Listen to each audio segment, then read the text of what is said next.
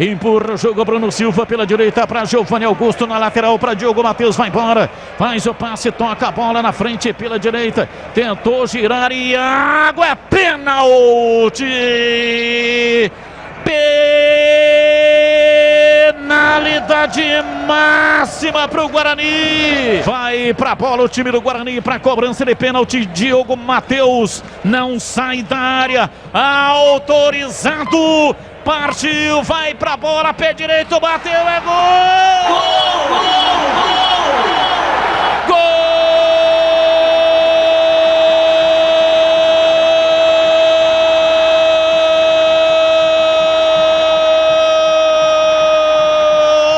Do Bugre!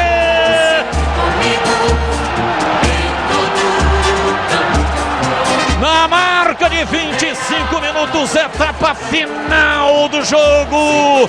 Bola parada, mais uma vez funcionando.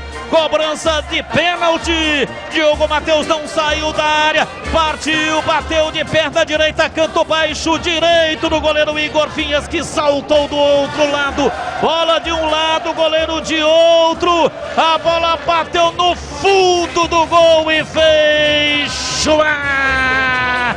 Diogo Matheus faz a rede balançar, a bola gosta de rede, é de rede que a bola gosta. A torcida bugrina vibra, vibra,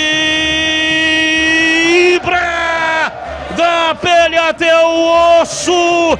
Bola na rede, lado de dentro para estofar a rede. É ali o momento em que a magia acontece.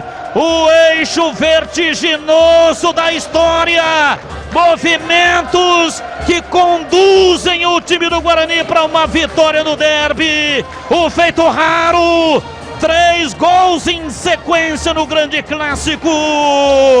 Diogo Matheus ficará na história com a força da sua perna direita para estufar a rede na cobrança do pênalti.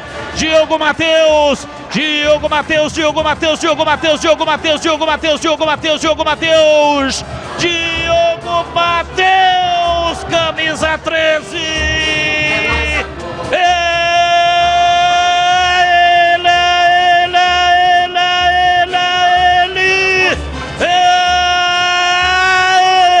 Autor do gol, amplia no brinco de ouro da princesa, derby 202, até aqui tem dono, hoje sempre Guarani, Guarani 3, Ponte Preta 0 e o detalhe do gol é seu Marcos Luiz. É aquela história do manual dos bons batedores, né, Batista? O Diogo Matheus não saiu ali com muita distância da bola, percebeu que estava muito confiante e aí fuzilou de perna direita, goleiro de um lado, bola do outro. Um bonito gol do lateral da equipe do Guarani, 3-0 no brinco.